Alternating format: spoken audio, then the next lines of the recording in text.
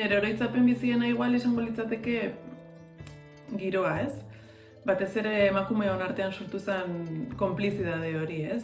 Goratzen dut nola Raven Jackson beti bera zen langileena, ez? Beti zen lanpetuta, beti jomertzen bere logelara, idaztera, beti idazten eta gu beti kalian, ez?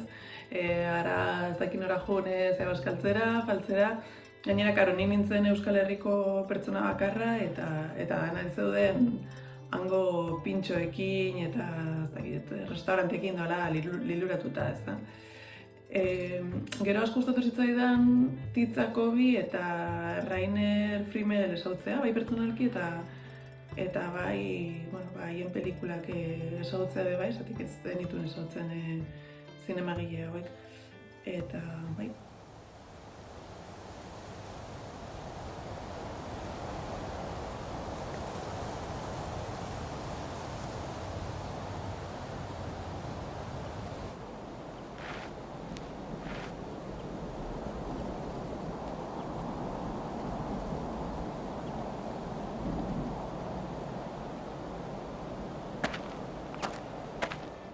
Momentu honetan enago harremanetan egonaldiko inorekin.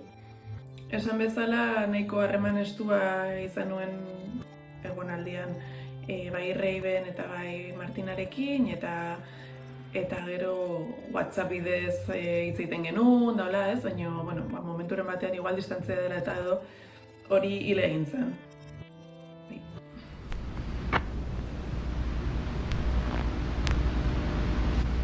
JK Donostiko zinemaldian estreinatu zen 2020an eta gero hainbat festivaletan egon da, ez? Adibidez, Curtocircuiton, Sea Santiagon, Santiago de Compostelan, Visions du Reel, Doc Lisboa, Caracas Doc, Black Canvas, Mexikon ere bai, eta beste hainbatetan.